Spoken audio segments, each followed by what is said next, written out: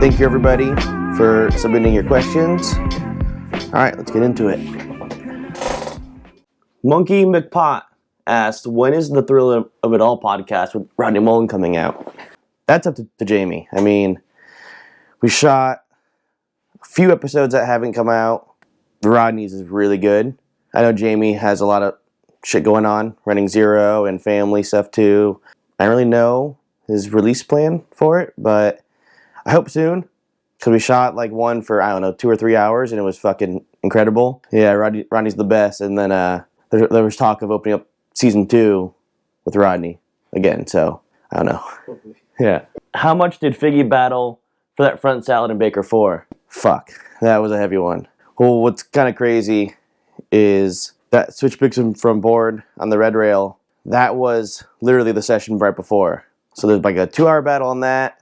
Hit a gas station, get some waters, head to that big rail. We're in Texas, so it was, I think, 104 that day, and that was a 3-hour battle. So, I mean, he just battling that out for 3 hours nonstop. We all ran out of waters, half the crew to take the van, go hit a gas station while me and him stayed there and tried to get it. And then they came back, and it got so hot I had to film it from the van. I had to get inside and just like film it in there with the AC on, because we were just dying. Like, everybody was out of water at one point. There's no shade there at all. There's 3-hour battle of just like the gnarliest shit. Like sacking it, slamming, sticking.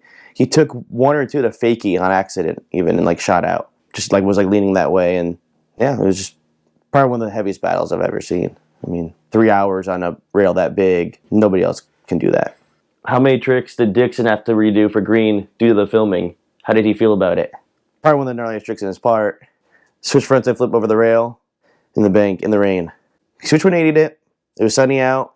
We knew the rain was coming, so like we got like, all right, we got that in. Let's try to get another trick in before the rain comes. He starts flicking a couple switch frontside flips, and then out of nowhere, it just starts pouring.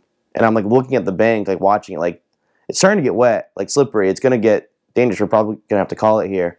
Yeah, he just kept battling it, and then it started fucking pouring down. And I'm like filming it on the ground, sitting there. I'm soaked. All my clothes are soaked. So eventually, John took off his jacket, and we had it over me and the camera, kind of like huddled underneath it, you know? He does it fucking perfect. Right when he lands, the jacket fell and went right in front of the lens. So you can see him land, and then half the left frame, it just like a red, black, like just blocked the whole roll away. And he did it perfect, and it was raining so hard. I'm like, John, it got fucked up. He was a little frustrated. He's like, well, fuck it, let's just get it again. And then, I don't know, 5 minutes later, did it again. Perfect. It wasn't raining quite as hard in that one, but it'll be in his B-sides. Yes!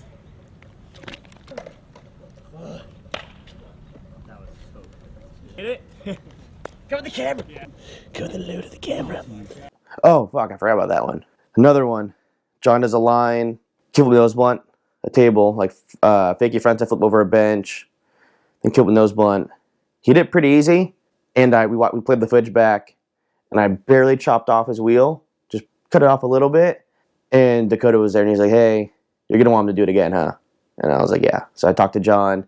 He did it again, but like a little sketchy, like tic-tacky coming out, and then he did it again after that. So he probably did 3 in an hour and a half maybe. And the one he did that he redid, the final one, was like the best one. So it just worked out. Tell us about the new Dixon shoe. John's got his first America shoe out, the Dixon. It basically is a 1 on G6 because that's what John skated and that's what John wanted for his shoe. But it's the same price. It's got the flick shield, so it's got a rubber underlay underneath the toe cap. It's got the G6 insole, which, I mean, I love it. Most of the team, skates nothing but that. Then the burgundy colorway, it's got Wolverine pig suede. It's a little bit more pricey at like $80, but you're getting a higher quality material where pig suede lasts longer than the regular suede. So it's just more durable on top of the flick shield. Horses asked, I'm assuming you run the America Instagram. How many DMs are you getting from kids a day asking for shoes or showing you their subpar footage?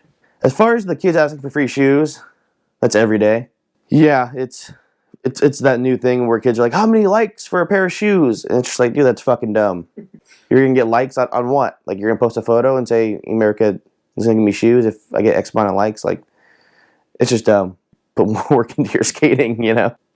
Yeah, I want free shit. They're doing, like, a kickflip off, like a drop, you know? Or fly out stuff. Like, it's cool. Like, I appreciate, like, I watch everything that people send me. So, like, I get soaked to watch any sponsor me tape. A lot of them tend to be not the best, yeah. I mean, the kids are just hungry for free stuff, you know. And you know, back when I was a kid, you couldn't hit up a company like that. You have to send in a physical tape, and then like you're not gonna put that much effort if you aren't the best at skating. Like now, you can literally post a clip on your phone at the skate park and DM it to a company or a pro skater right then and there. Like it's just been so much easier now, you know. Horses also asked, has anyone at Tomato given you shit for having a toy machine tattoo? I got that tattoo when I was 19. My stepdad was learning how to tattoo at the time, and I love toy machine, and I was like, fuck it. But no, everyone's fucking stoked on it. I mean, I'm a loyal pawn. I think I still have my copy of Arizona Days somewhere. Great video. Any good John Rob Moore stories? It seems like he was filming 3 parts at once around that time. John Rob rules. He's a little out there, but like, dude, he's probably one of the best skateboarders I've ever seen. As far as like naturally talented goes and all that. Like, he can do anything he wants. Actually, I've got a really good John Rob story now that I just remembered. John Rob loved to like spit wad people, which is a fucking crazy thing to be into, but he was down. So it's kind of like a two-part one. We just had a bad weekend with spit wadding people. So the first time we were in Tucson and we're driving to a spot and John Rob was riding shotgun in my car and he's just hitting this dude in the car next to us like over and over again, like hitting the dude's window. He sees it, rolls on the window. It's like a gangster dude. Like, you wouldn't want to fuck with him. And he just looks at John Rob and was like, cut that shit out. You know, fools get blasted for that shit. And I was like, fuck. And he was like, sorry. And then I think the following weekend, we were in Phoenix, heading to Cowtown. It's in a shopping center. It's like right as you pull in the shopping center, right before there's a gas station on the corner. So we're, you know, about to pull in. I didn't really see it, but I guess John Rob spit wide some girl pulling out of the gas station onto the main road. So we pull in to Cowtown. A couple minutes goes by, and she followed us back into the parking lot. She comes up to me, punches me in the face, punches Jonathan Pierce in the face because he was like there too. And we're like, what the fuck? Like, we didn't even do anything. Like, you're fucking tripping. Next thing I know, she pulls out a knife, and like, you know, the little nozzle to fill air up. She fucking cut that off, or she sliced it. So it was like, it's a constant leak. But what sucked is she did it to 2 tires. So like, you usually only have like 1 spare. And I was like, John Rob, what the fuck did you just do? You fucked this up. But we got all sorted out, but like, he just got us into a bunch of shit. Holy shit. Yeah. I forgot about that one, but he's awesome. Shoe Problem asked, why do the midsoles and the Figgy Dose feel so much better than the G6? I've never had the Figgy Dose. I'm more of a Volk person. I think it's all preference. I mean, I read a lot of comments about people loving the Figgy Dose and having a lot of support and all that and cushion. But then a lot of the guys on the team skate the G6 insole, so it's just preference. What is more popular with the consumer? Is it Volk? I think Volk is more popular. There's certain shoes like the slip-on. This is one of our really big ones, and that's obviously a Volk. But then the Romero Lace, you know, sells a lot too, and that's a cup. So, but I think it's more Volk. You know, it seems like everyone's kind of going down that road now. Dirty Cheddar Kids asks, who are your top 5 skateboarders that used to ride for Emerica? Susky. I love him, and he's actually who kind of connected me to Emerica. Filming him for Stegold introduced me to the TM at the time, Jeff Henderson, who, you know, now I'm friends with and have hung out with through all the years and stuff. Susky for sure. East Coast, and was living in Tucson. That's a place I love, and I always like to see him skating Tucson spots. So even before I met him, I was like, oh, he's the hometown hero, you know? He rules. Heath, I mean, even though I know he's like retired and still does stuff for Emerica every once in a while. I mean, we had like a shifter boot and stuff come out a couple years back, and yeah, like he's still down for Emerica, you know? I mean, he owns the building of Substack Skate Shop, and they're like a heavy Emerica heavy shop, you know? Westgate, he's just a classic. He's a fucking animal. Andrew, I mean, what kid didn't grow up on Andrew Reynolds, you know? One of the best frontside flips ever, and just a rad dude. Herman, another classic skater, you know? best hard flip. Overall, just like mellow, relaxed dude, you know, great style. Twist asked, how did Winkowski get on? Did you approach him? Winkowski got on my first Emerica trip.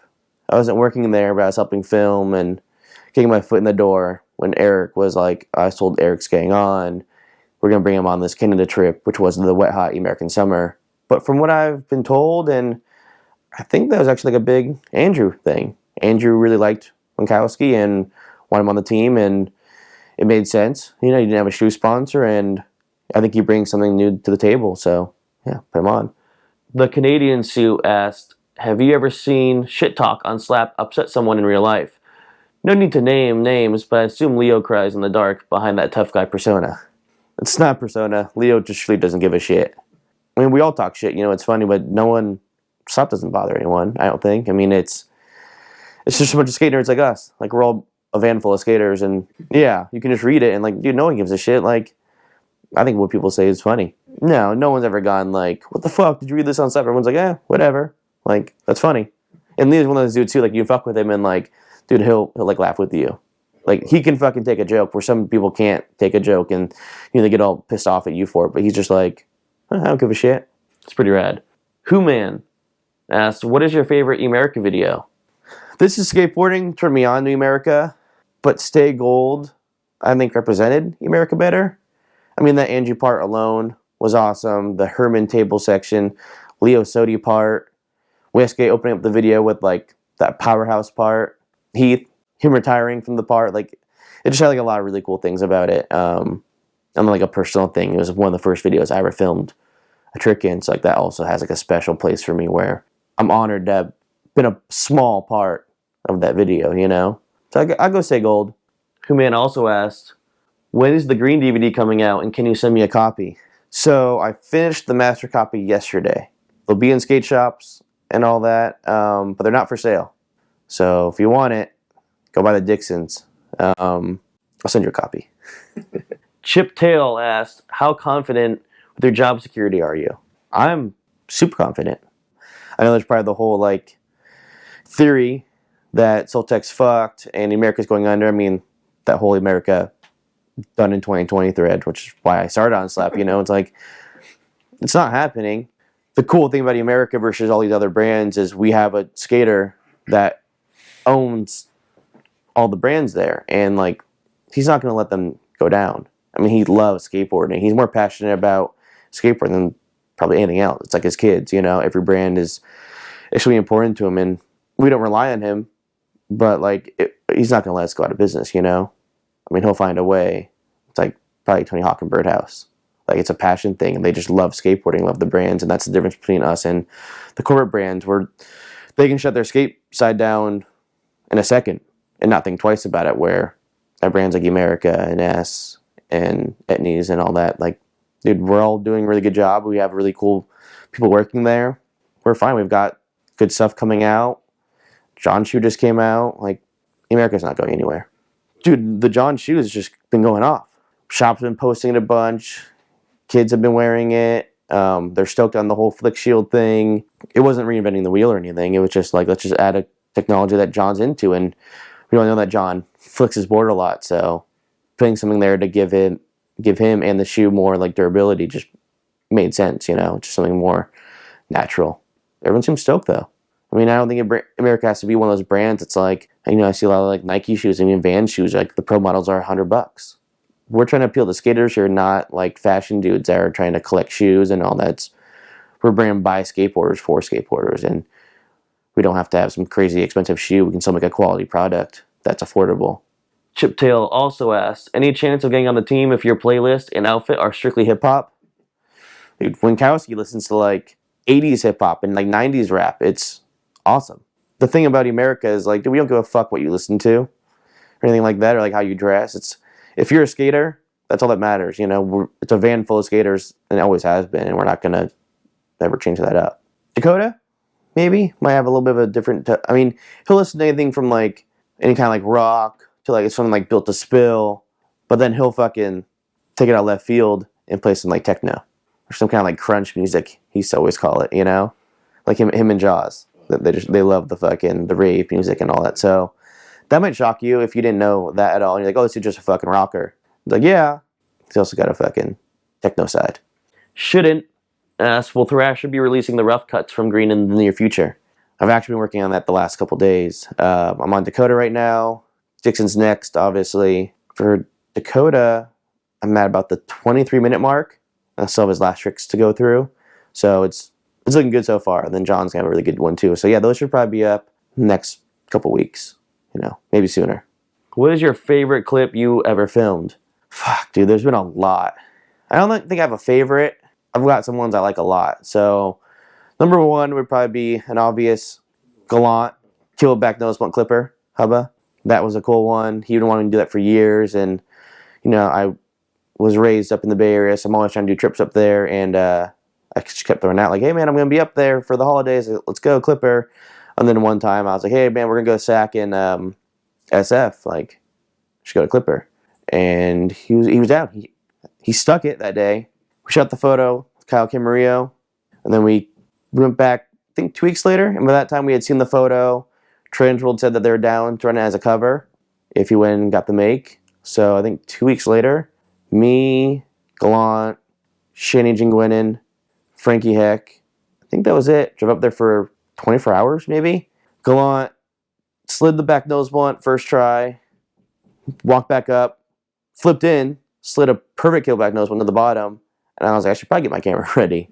Start filming, and then like 10 minutes later did it. Another one would be Duffel had a photo, and the footage came out on WTF. He ollied into a ditch in Tucson from it's like a double bank, and he ollied down the first bank into the second one. It's probably like a 15 stair, 20 stair gap into a bank. And it's like, what's funny is that he hit me up. He's like, hey man, that ditch out there, think I could ollie into it? And I was like, I don't think you could. Not you, I actually think it's physically possible. 3 tries later, he did it. So that was a cool one. I would say those would probably be the top 2 favorite clips I've ever filmed. Shouldn't also ask, what's next for America? I heard the next video will be the same layout with parts from Figgy and Provost. Is that still a plan? So yeah, Colin talked about that in his 9 Club. Is still the plan. Colin wrapped up Toy Machine video, programming injection, and then Figgy wrapped up Baker 4 within a month of each other. And I talked to them, and they're both like, let's do America parts. Let's keep it going. So they didn't want to take a break. Unfortunately, during trying to get a last trick, Figgy and I were at this rail, and he was warming up and just rib racked the rail, and his spine ended up puncturing his intestines. So I had to take him to the ER. And that sent him back a little bit, but dude, we're already filming. Colin's already got some stuff filmed. Figgy's got some stuff. Gonna try and do it for end of 2020, but if it's early 21, then all good.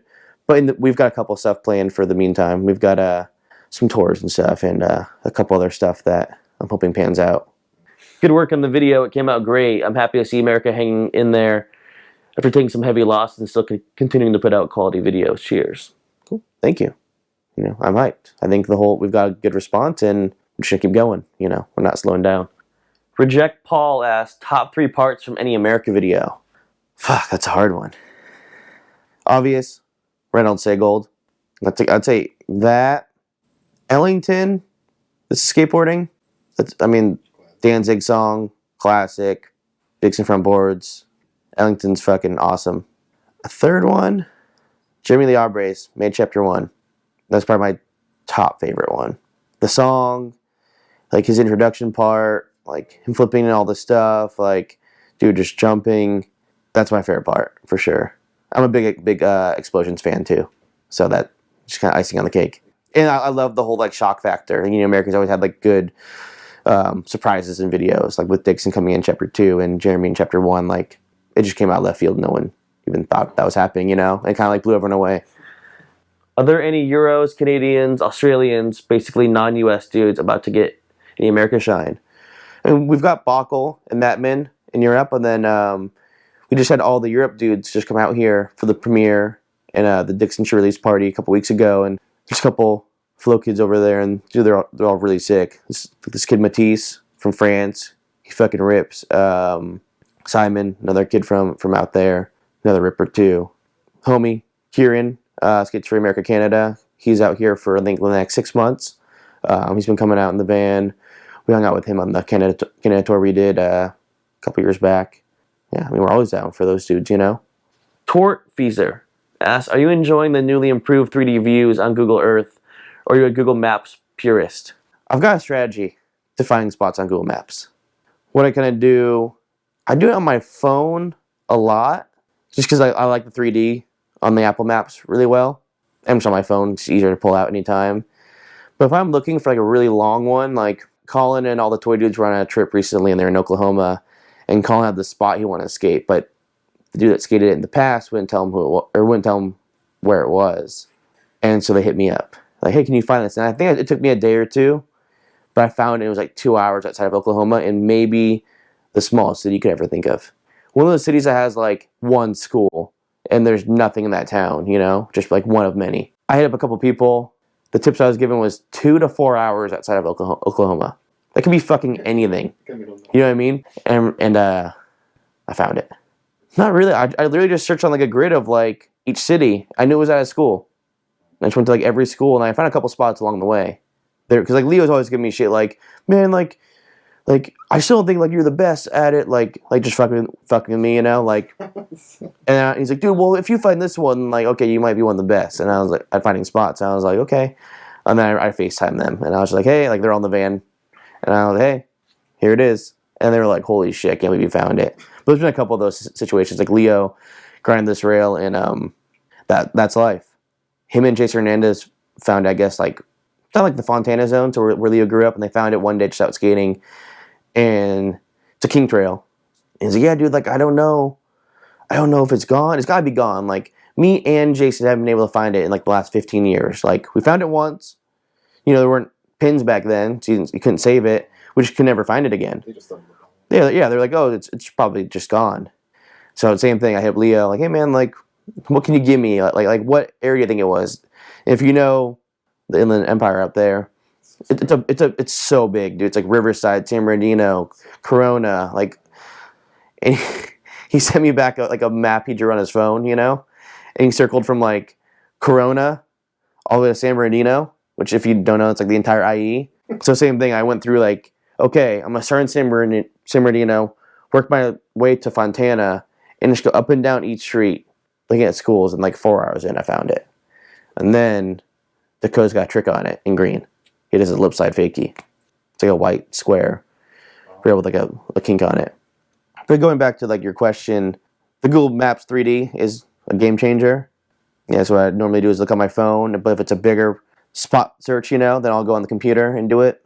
And then I use Street View a lot too to look for stuff. Like I'll be just looking on maps, like, oh, that might be something in front of the school. Then I'll drop down to Street View and then like, oh, it's there. And I found a lot of spots. There's another one like when I was working for KO, Boo Johnson does a line in Blood Money where he does like ollie bump to bar, French dive on flat, and then nose blunt like a 12 rail. It's up in like Victorville, Hesperia zone. And I was like, we were going up there for the like one rail the next day, and I was like, hey, maybe I can find like more spots out there. So I just Google Maps a bunch of stuff, and that was one of the rails I found, and then I bondoed it. And then since then, I've seen like pharmacy dudes up there skating it, like Matt Allen and stuff skating it, like Edney's dudes, I think, even too. So just kind of cool, you know. It's a cool feeling.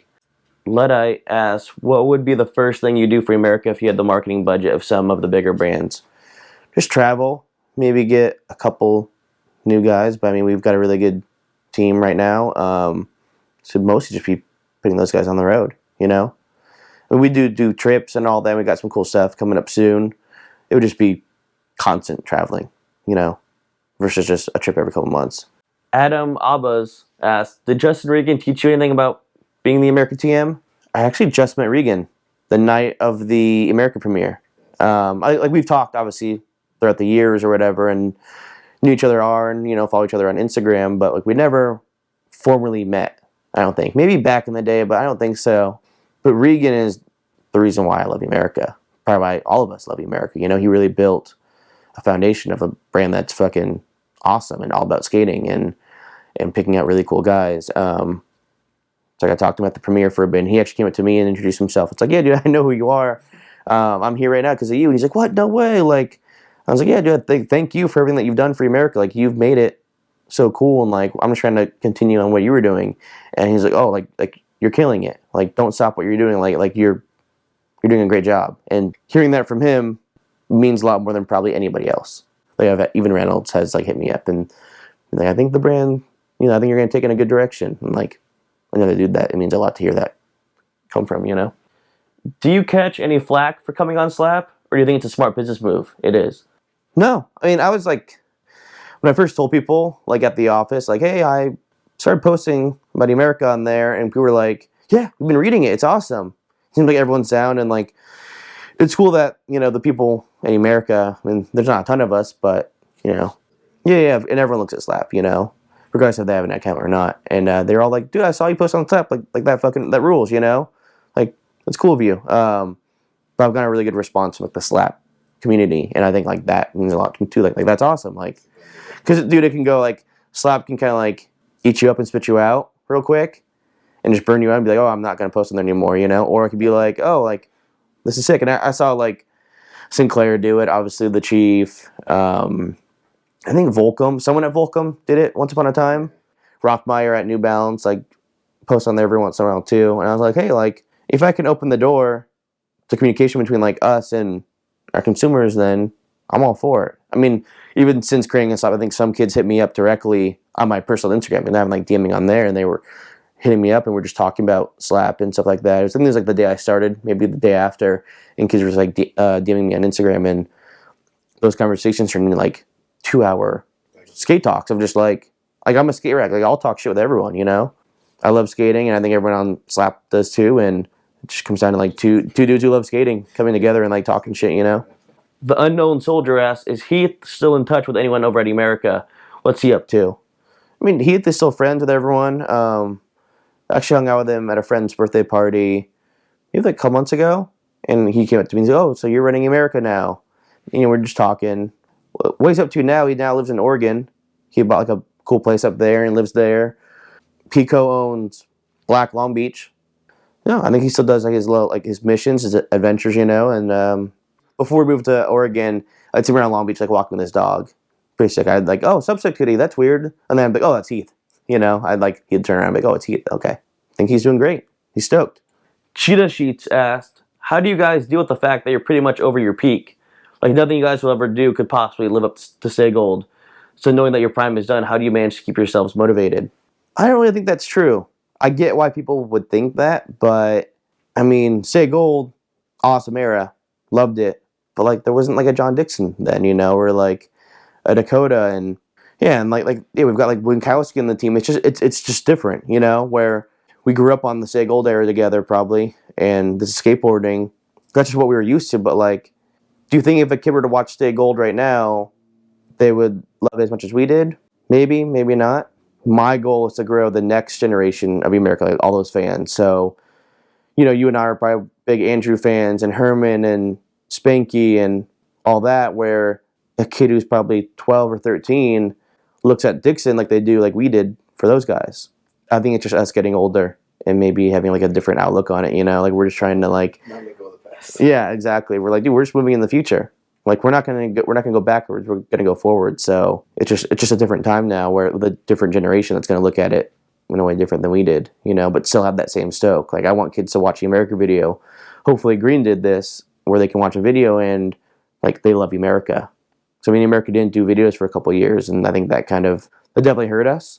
Where if you had started skating in, let's say, the last 4 years, in between Green and Made Chapter 2, Emerica probably wouldn't have like any kind of presence in your life. You'd see Americans be like, oh, what have they done? Nothing that really appeals to me. Now it's like we've kind of given you a reason to be stoked on Emerica again. So yeah. My name is not Jeff. So if you could bring back any rider, who would you bring? Big fan of Westgate. I don't know, he's got a good work ethic. He's loyal to his sponsors, and he's just gnarly. I mean, that New Balance probably put out recently was like, fuck. Everything he does, he's a powerhouse. And I like the whole East Coast connection. So I'd probably say Westgate. Big fan. Double C Burger asked, hey Tim, considering you play a big role in managing such a heavy squad of rippers, I'm curious as to what your take on this will be. Would you rather pee out a marble or poop out a softball? Softball for sure. Shrap Pal asks, does Leo have plans to film another full part for America? Might be leaking it, but yeah, he's in the middle of filming a part right now. We just started after the Toy Machine video, so I'm not sure when that's going to come out. I know he's on this big Toy Machine tour and stuff. I'll probably go on it for a little bit and help film on it. Yeah, they leave like today, or supposed to leave today. Yeah, he's starting to film. Not sure when it'll be out, but got some cool ideas for that one. And yeah, I mean, everyone's just working on parts, you know, always. Merge asks, what's a crazy or sketchy story moment when filming for Green, and what's the happiest, most fuck yeah moment you had during the filming? One of my favorite things that happened during the filming of Green. So we're at this over the fence spot. Dixon half cab heeled over it. It's like off of like a parking lot over a fence down a drop, and the crew had gone to Whole Foods down the street right before, and so everyone's like drinking coffee, and they had the little Sumtown little glass jars of coffee. I think they just like left them on the ground or something, but the bottle caps to it were like two little gold bottle caps, and they said good luck on them. And I don't know how I got them. I think maybe there's two of them. I put them in my pocket. I don't remember what it was. Anyway, so John was trying to half cab heel, battling it for maybe like an hour. Security comes, we get kicked out, and he's like, dude, I'm fucking over it. Dude, like, this is just, it's not working. And he's like, one more. And I was like, John. And I pulled one of the bottle caps out of my pocket. I handed it to him. And just says good luck on it, you know? He put it in his pocket. I put it in mine. Because there's two of them, you know? That try, I just did it perfectly. Nothing that had anything to do with it, but like, it was just something that was like so cool, it just worked out, you know? Like, I told him, like, John, right here, like, good luck. And then I handed him that, and then he did it next try. And I actually still have it, I think.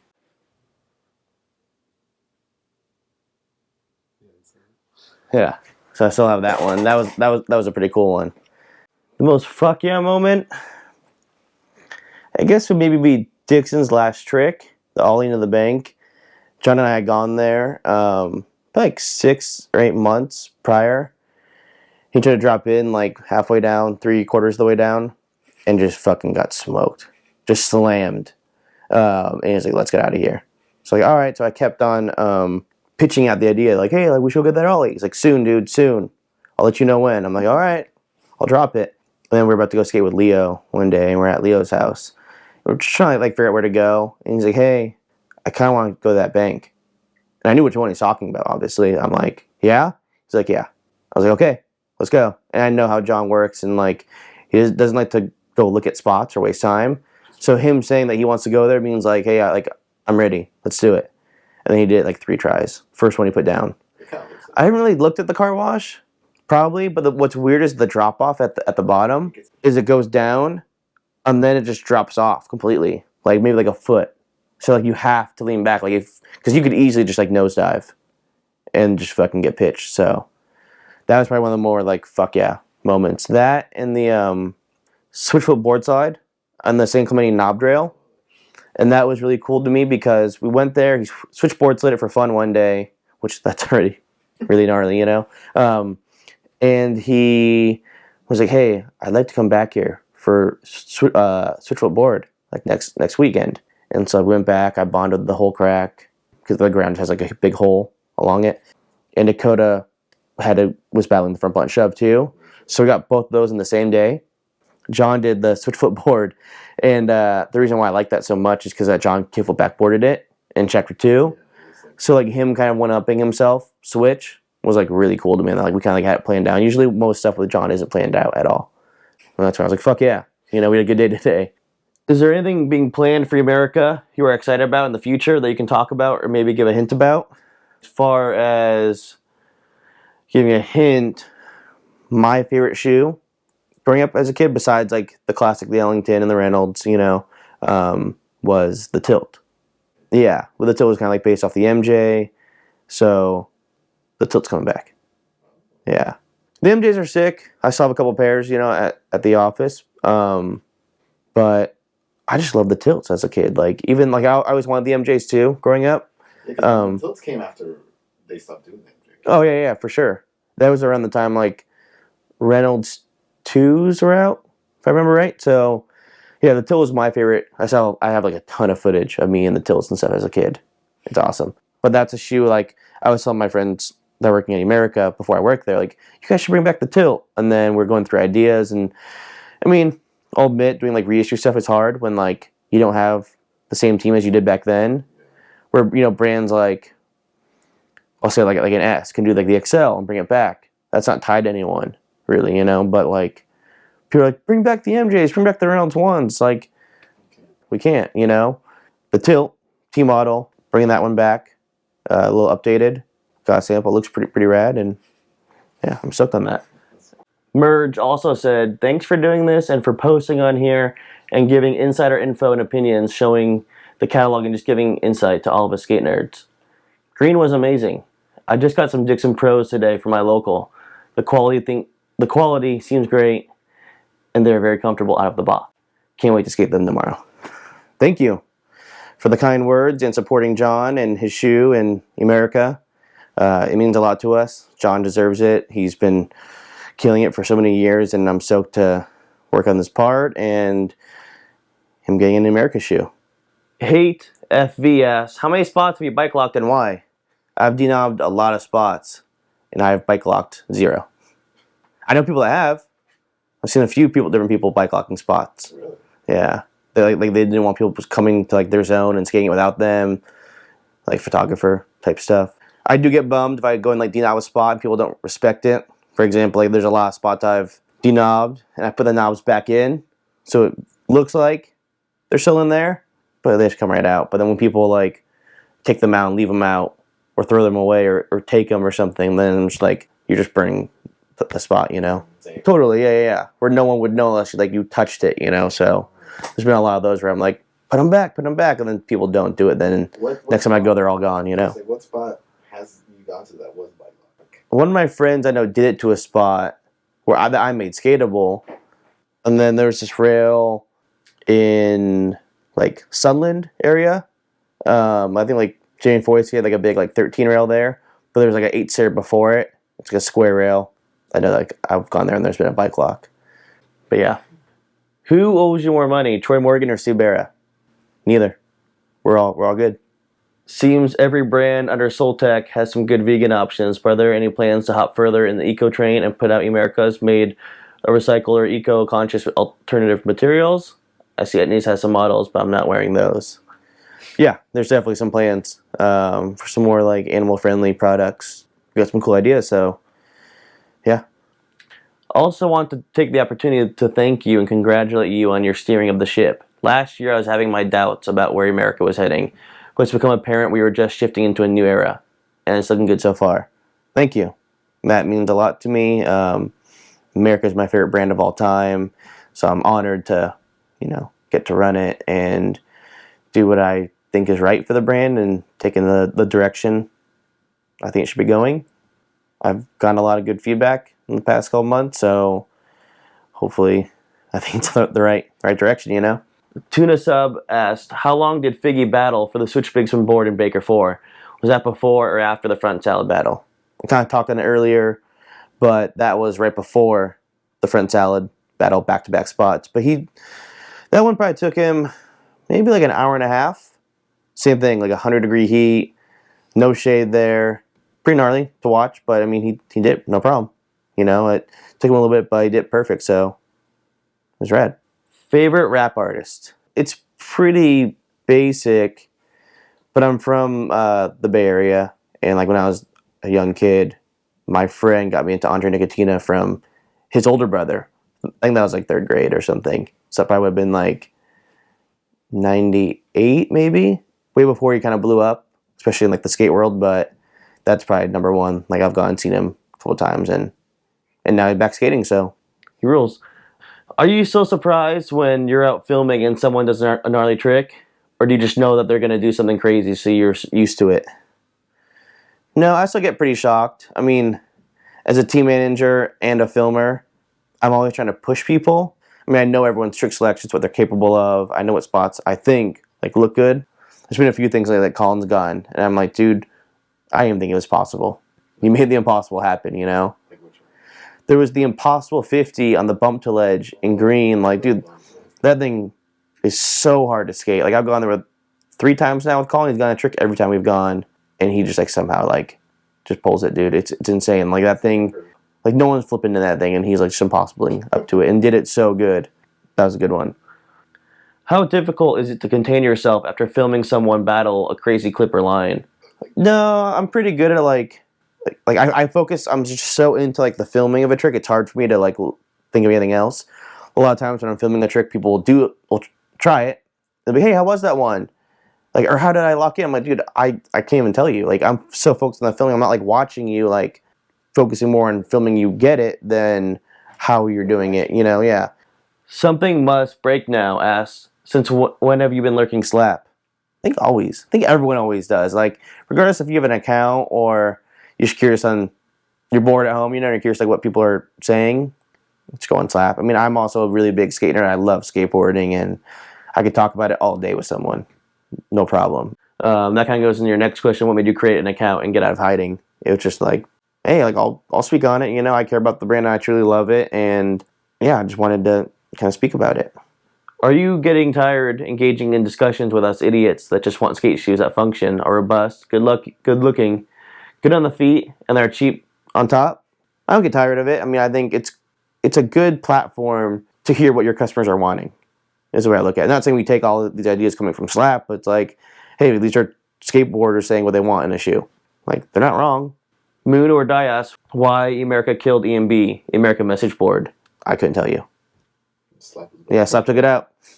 Ben Squirts asks, what's a typical day like in the van while filming for Green? I leave my house, I wake up, I get a text from Dixon at like 7 a.m. just saying, morning. He's up, dude, he's up by 5. By that time, he's already had like 2 cups of coffee, a couple spliffs. Pick him up, I head to Leo and Dakota's house, pick those guys up, go skate. Sometimes we'll have like some of the Flow kids meet at Leo's or like Jeremy will cruise up. Yeah, then we just go skate, get dinner, repeat next day. You over there asks, are you all going to hop on the reissue train and bless skateboarding with the Sue and Westgate shoe again? Also, whatever happened to the Oxblood colorways? So Dakota's Oxblood colorway, if that's what you're referring to, comes out in fall 20, which is about like July time. We're all stoked for that one to come out. As far as the reissues, I talked about it before. The Tilt coming back. We've got another one from like 96, 97 era coming out too, an updated version. For more reissues, it's kind of, it has to make sense. I don't want to be like particular. I know there's a lot of brands that are just like really re-releasing everything, and dude, that's just overkill. Like I said, I want to move in the future, not the past. But I do think that there's like a time and a place depending on which one it is. But I want to be like selective about it, not just pump them out. Concerned Parent asks, what's the weirdest thing you've ever seen Winkowski say or do? I've got a pretty sick one. We were in Sacramento on a trip. I think we went to like a pizza place. Like, oh, I'll get us dinner, order a couple of pizzas. Everyone cool with that?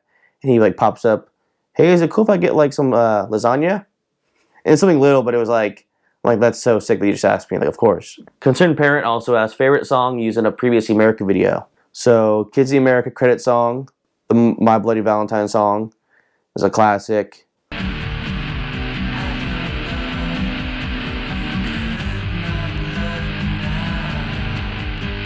I do love Danzig, so Ellington, this is skateboarding.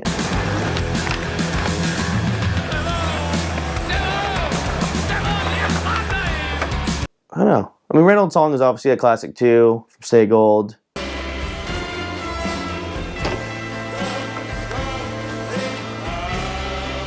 And from This is Skateboarding, he's always got really good music in his part. But my favorite, if I had to pick one, as I said earlier, I'm a big fan of Explosions.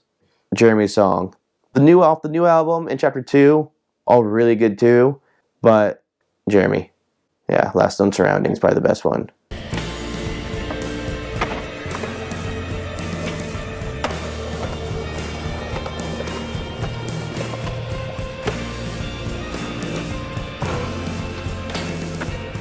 Crimson Ghost asks, what happened with Reynolds? Did he quit or leave on good terms? Everything's on great terms. I still talk to Andrew. I was obviously sending him footage for Baker 4 of Spanky and Figgy.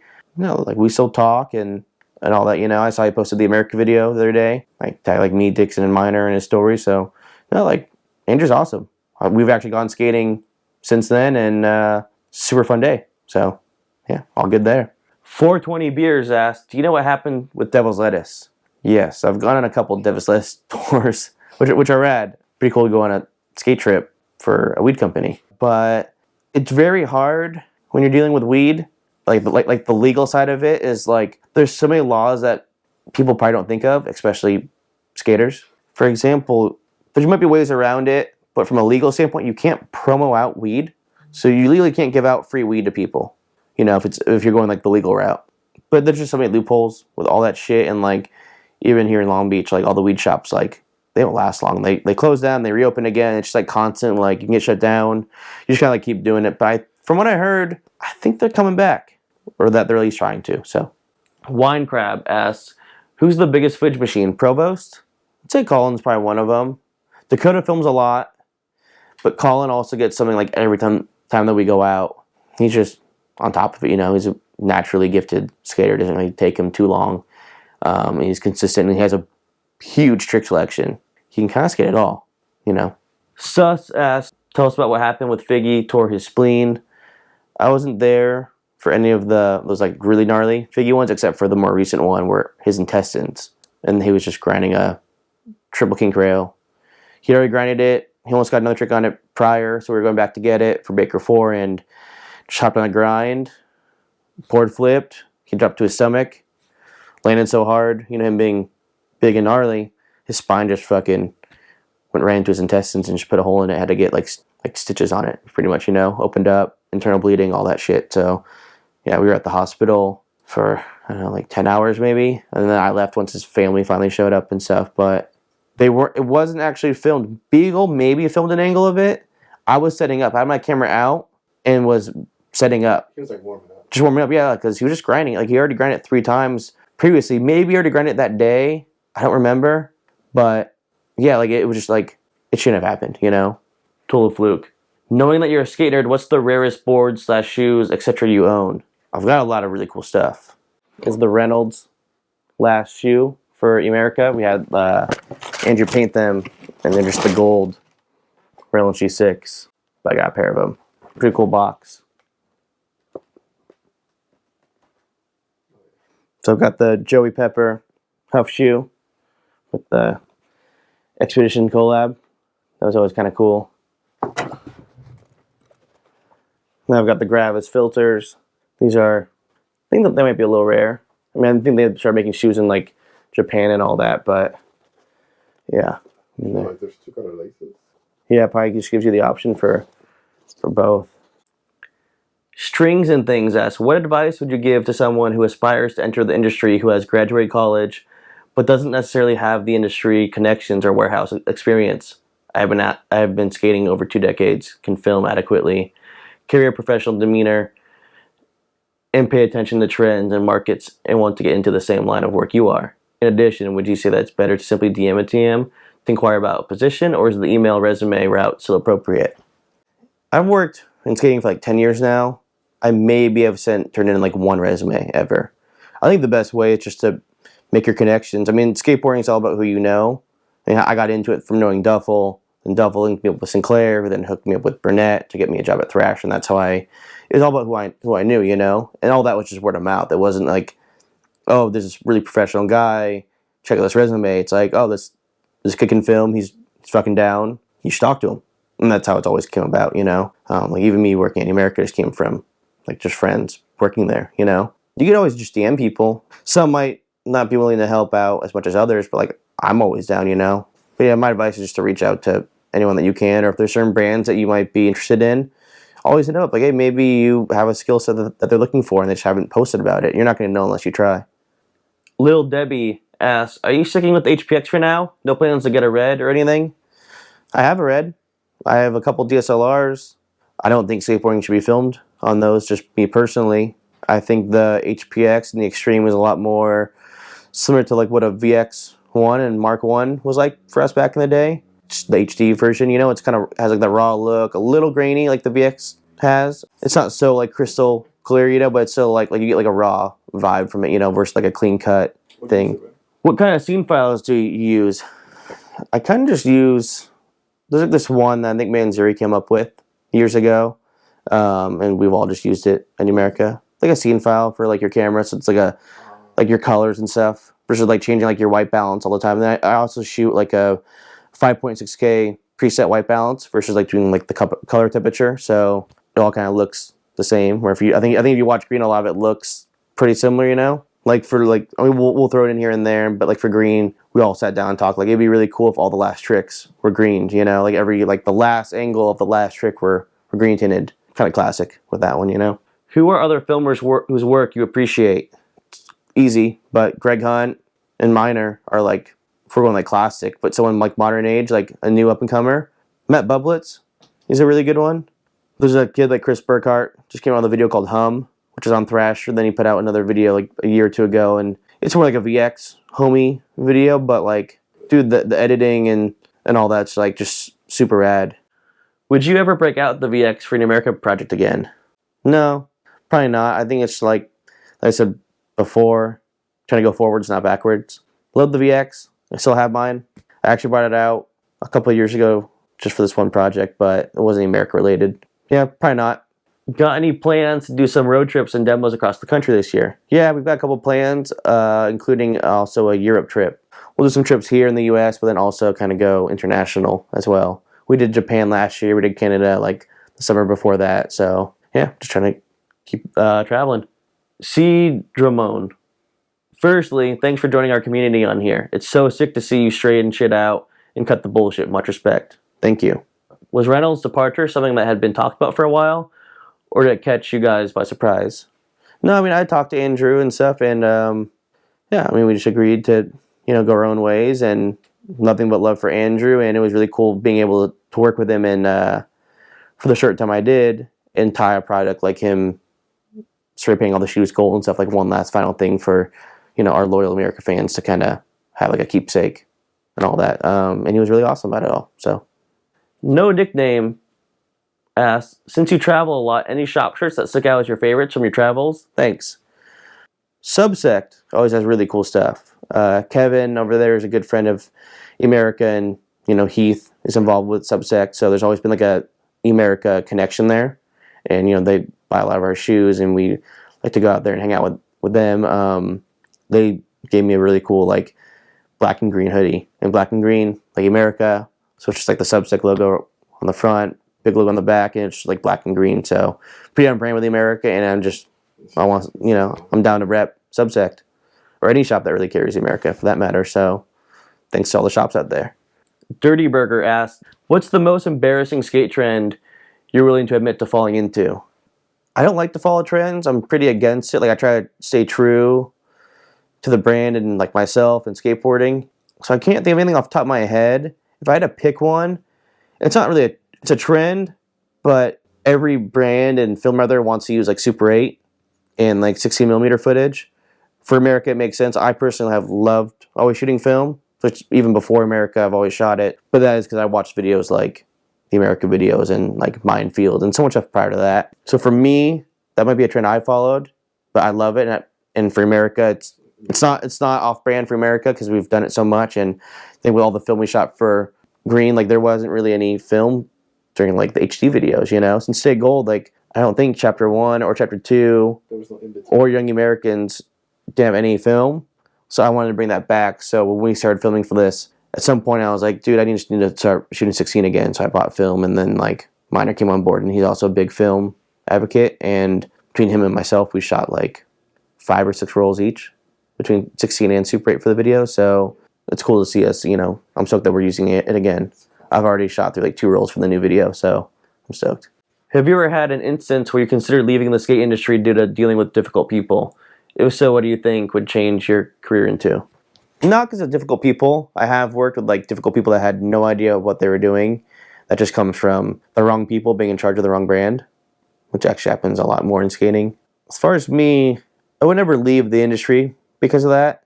It'd be more just because I can't find a good job, to live off of. That seems to be more of like, the common issue. Jnev asks, what was the Wolverine partnership by chance, or John's recommendation? Obviously, they haven't entered the skate space before this. They were just starting to like design John's shoe when I came on board. I believe it's just the Midwest connection.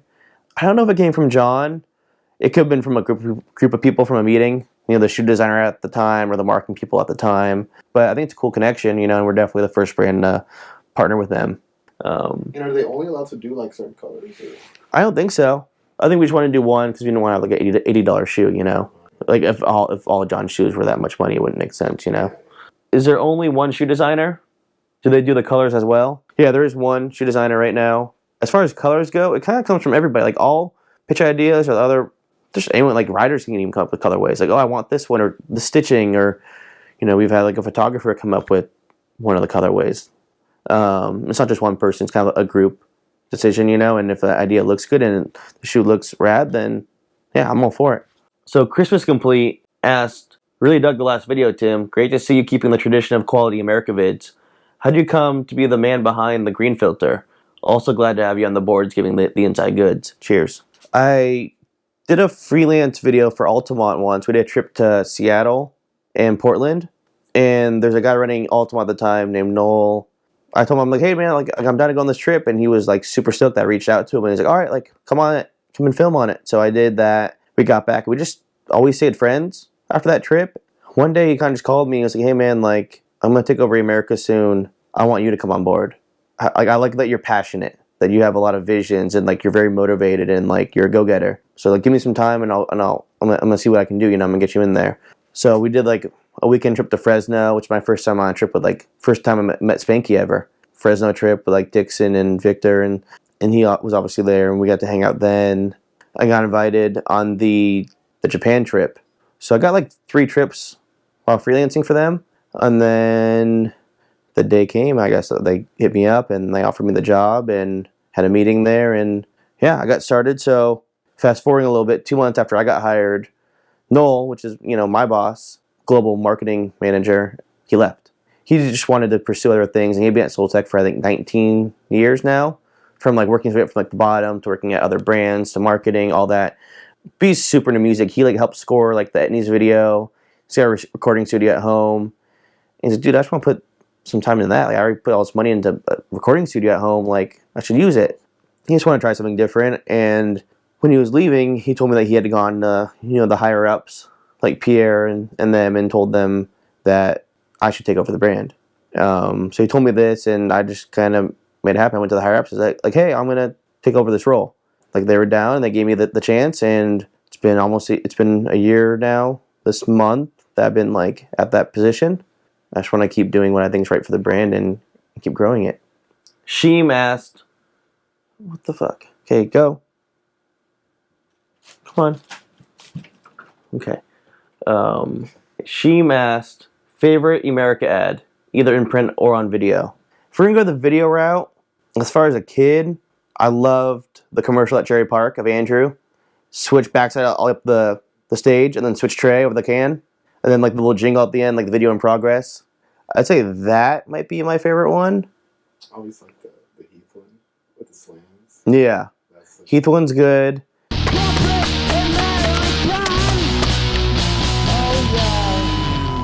Think about it.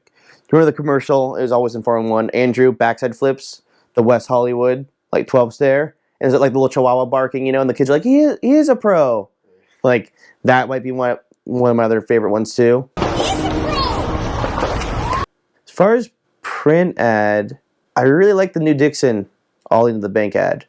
The photo, like it's so colorful, and like it means a lot because like I was there, I watched him do it. It was like I know like the mental battle he had to try it, and the photos came out like it's just one of those like simple, clean looking photos, and like it pops, and it's got like this cool photo of the shoe on the side too, and then it also added like we put the triangles in. I really like the old mini triangles in the ads. That's something that I wanted to kind of bring back. Speaking of that, like I like Dixon had a bump to bump. There's like a ledge in the middle, like a cafeteria window, and he did like a nose grind on it for a commercial and for an ad. I really like that ad too, like all the triangles. And that's kind of like, well, I was like, well, maybe we can bring that back in like our own twist, you know? Sheema's favorite colorway / variant of the Reynolds shoe. My favorite Andrew shoe was the Reynolds 2 in the black white. It's like a cream, like off white, like one of the first colors. I had those. I bought those from Star Skates in Tucson when I was visiting my mom. I think I had 2 pairs of them, and then that was maybe one of my first Emerica shoes that kind of, from then I kept on buying a combination of the Reynolds 3s, Ellington 1s, Ellington 2s, and the tilts. But one of my other favorites is the Reynolds Cruiser, which I actually still have a couple pairs that Emerica sent me during the filming of Stay Gold. So the classic colorway and just the classic black-white Reynolds Cruiser. Pretty awesome shoe. I love that one a lot. But my favorite colorway, Stay Gold collection, and it is the canvas black-white, but with all the gold eyelets and stitching. So I thought that one was really cool. And I got to skate one of these as a kid. It skated great. And yeah, it's one of my favorite Andrew shoes. Favorite shoe company that went under. It's probably not a favorite of most people's, but I really like Decline. So I've been on like Decline trips back then. I mean, I was pretty heavily Yetto involved for a long time. Not so much like the brand as like a logo or a name. It was more like I see a brand that's so small and doing it for the love of skateboarding, and then it's very similar to America. You know, like, oh, they're not millions and millions and millions of dollars, but like, we're just a van full of skaters trying to do like what we love, and like we're all doing it for the right reasons. So Decline was one of them, just because of I know the attitude that they were making nothing happen, or they're making something happen out of nothing. Like these guys were paying for trips out of pocket or doing the most budget tours. I went on a couple of the tours, and it was like we're on a Decline trip one time, and we were in a month-long trip from California to North Carolina, hitting Tampa Pro and all that, Alabama, Oklahoma. It's actually like my first cross-country trip ever, and we were going to go like other places, and we ran out of money. So we went to Dan Murphy's house for a week in North Carolina and ended it there. Mike's from there, and yeah, I got to meet Jevons, the filmer there, hang with Murphy for a week. As far as like other bands, just as far as like brands that went out of business that I grew up on, maybe Circa. I mean, when I was a kid, like I had like the musket shoes with the weed stash pocket, you know, and I had this poster on my wall, and it was the team at like maybe like an abandoned house or something. They're just walking. There's like there was a walking one there. I think there's one of them just like sitting there, and it was like Jamie, Chris Cole, Muska, Colt Cannon, and Lopez, and that era of Circa, like pre its time, you know, like which is so sick. Like the old Jamie Thomas shoe, the old Appleyards. Like to me, that was just like so sick.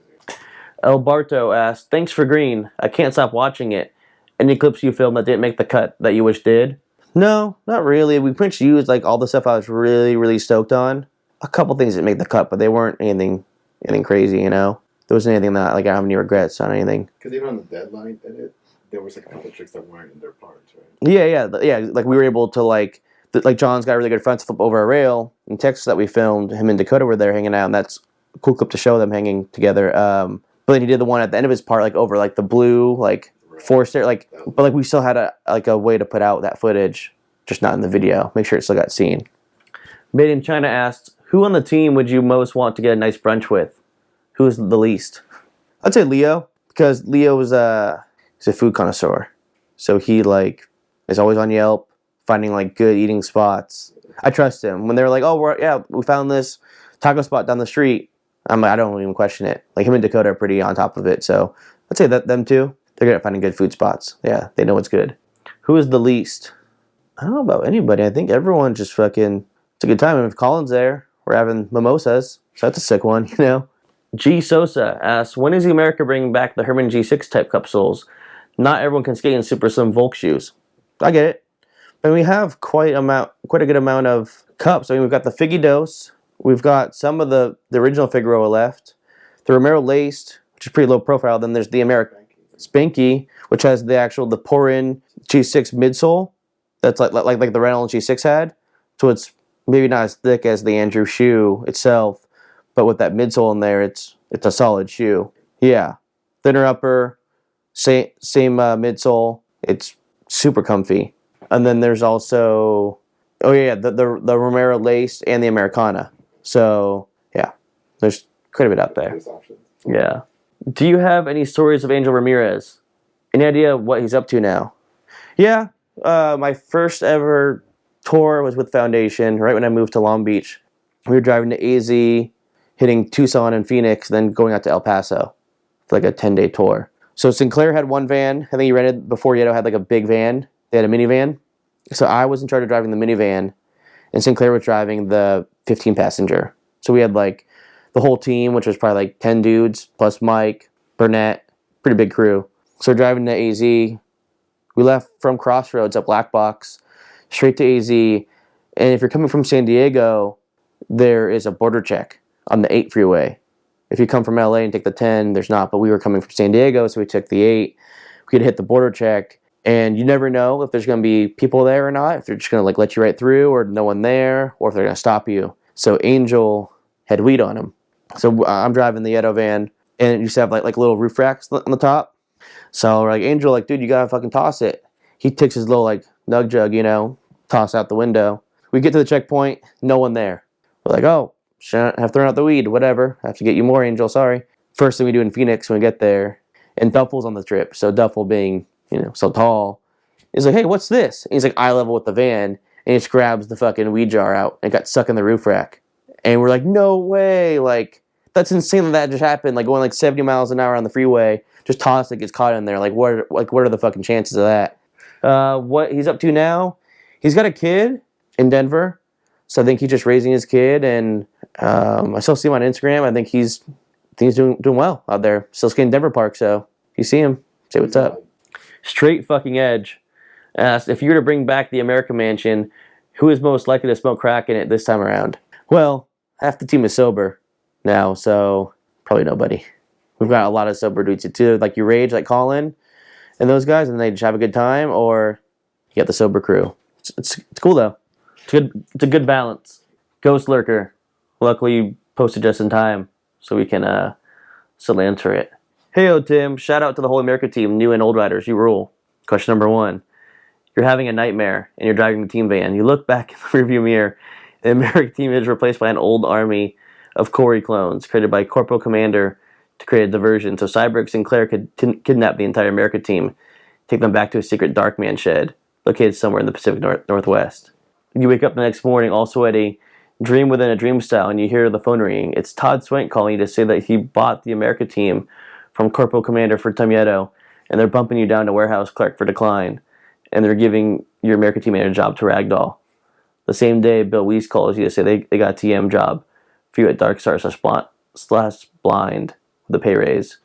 What do? Stay with your bros and work in the warehouse at Decline, or go work with a new squad over at Darkstar Blind? I'd probably take the job at Decline. I don't think I couldn't be stoked, like, just working on, like, brands I'm not, like, super hyped on and didn't grow up on. The reason why I like America so much is because I grew up on it. I think I pretty good knowledge of, like, the history and the DNA, and where I didn't grow up on those brands. So it's nothing against them. I just don't know them, or I don't know how much I could really contribute, I guess, in a way. I would just work in the warehouse and either try to work my way up. And if that's not a possibility, then start my own thing, I guess, and take the team with me. That Sinclair photo is fucking insane, though. So thank you for taking the time to make that, because that's insane that you just did it, and I love it. 2, something about Duff Banning America just works for me. I don't want to live in a world where Corey Duffel and Chris Cole don't have their classic board sponsors. Can you pull some special Darkman strings and get Corey back on Foundation, maybe Cole back on Zero? With that said, I think this move would pave the way to Corey having cause for a legit spot within the America team. Well, I'm not any board sponsor, team manager, so there's not a lot I can do. Duffel's a good friend of mine. Foundation, super close with all those guys, clearly. I don't know Chris Cole. I know Jamie pretty well, but that would be between them. You know, I don't know what their plans are. Maybe they want to start their own thing. Maybe they want to go to a different brand. I have no idea. Number 3, since they make the Reynolds Low Volk as the Low Volk now, is it possible to remake the MJ Classic shoe and call it the EMJ? And also, since you have a lot of skaters in CA where it's legal, could you make it so you can smoke the laces after you shred through them in this special green colorway so I can get impaired while I'm listening to my Sonar Rock? That sounds pretty gnarly. Smoking shoelaces. Yeah, I don't know about that. That's pretty crazy. But as far as the MJ, I love the MJ, but they did remake that a couple years ago, if you remember that, and they called it the OG. I don't know how well it did. Obviously, I've touched on it a lot, but the tilt kind of is like an MJ. I've got some ideas for that one to kind of make it more similar to an MJ, but also have like a tilt heritage, you know, tying back to like team riders like Leo and those dudes that used to wear it as a kid. Number 4, I noticed a lot of records in the Deadline edit. How do you convert music from vinyl to digital? Or is it so you just look at vinyl for research, then go buy the high-res digital track? That's actually something I just learned from Miner while working on the video. So every song that's in the video, Miner had the album that he rips the vinyl version, where, you know, you can hear like the pops and stuff, you know, which I think has like a cool twist to it and kind of ties back to America. It's always kind of had stuff like that, you know. Minor actually ripped them all. And in that deadline, it shows us going and buying one of the No Age records from our friend Randy Randall in No Age. We went to a Fingerprints store in Long Beach, and that was the only record that John didn't have for the video. So we went through and bought the record, took it back to John's, ripped it, put it in the timeline, and that's it. But yeah, so every video from that song, From the actual. yeah, from the actual record. It's pretty cool, and I never really thought of doing that before, so yeah. Question number 5. How can fans of your brand help spread the word so we can continue to have Emerica as an option on the shelf at their local skater-owned and operated shop? I mean, just supporting the brand, buying the shoes. That's the number one thing I can say. I mean, post about it, cool. Like, that's always awesome, you know, and it's really cool to see all that stuff, all the people that back Emerica. It just comes down to buying the shoes, you know, supporting other skaters, keeping the dream alive. But I appreciate all the support. It truly means a lot to me and the whole crew. You know, we couldn't do it without you guys. Number 6, big shalom to you, Tim, and Emerica for carrying on the torch for the brand we love. In the book, The Outsiders, they talk about how nothing gold can stay. What is your biggest challenge as a team manager working to continue to make Emerica grow in a post-Reynolds era of growth and change for Emerica? I think stuff can stay gold. I mean, we haven't changed our mindset or like our work ethics. We're still just skate rats doing what we do for a brand that we all love, you know? I think that's how you get the most pure thing out of it, you know? It's like we're all in it for the right reasons. When it comes down to like getting paychecks and trying to be cool, it's like, no, it doesn't really work at Emerica. We have a tight-knit crew who loves the brand, you know, and they're beyond stoked to be a part of it. You know, you take the check aside, they still would want to rep Emerica, and that's a big thing to me, you know. It's very loyal. Like, if you don't think Emerica's the coolest brand that you've ever seen, then I don't want you being a part of it. There's not enough room out there when there's kids out there that, you know, like bleed green, you know, and would love to be on. Like, we're not going to waste our time with people that just don't care. As far as like the post-Reynolds stuff, I know I've talked about it a little bit on Slap, but like, I don't really believe in putting all your marketing and focus into one person. Because then you have products tied to them, and that goes back to even like reissue stuff, like later down the road, and you can't market with them. And I just don't think it's the right way to market an entire brand and team. You know, you put all your eggs into one basket for one rider, then that one person leaves, then what do you have to show for it? You got all these dudes that have been put in the back seat, and they have been marketed, and then like you kind of did more damage to your brand that way. I think we're on the right track. I think we're good. I mean, this video that came out, Green was mostly just like a video. I mean, the end says it, like, this is skateboarding, this is Emerica. Like, we're not changing our stuff regardless of who's on the team and who isn't. Like, we're going to keep doing us. And I think hopefully that video kind of showcased that and people understand, like, fuck yeah, they're here to stay. They're not going anywhere. Like, they're just as cool as they were 5 years ago. You know, and it's hard. And a brand like Emerica has stayed really true, where there's other brands out there that can't even keep teams, or a lot of the brands don't even have images. Like the corporate brands, you can have like you can have a dude on Anti-Hero and then dude on Primitive on the same team, and there's like, it works because there's no image, you know? With Emerica, it's like we have a really cool image that I think is pretty special. Overall, the whole brand is something that's really awesome to be a part of, and I'm stoked. So there's not a ton of challenge. It's more just staying focused on what we are and what we do than like trying to hop on trends and do what people want us to do. Number 7, I rock my customized Foss chillers and my Figgy Dose Black size 10.5 and 11. What are your 2 Emerica go-to shoes?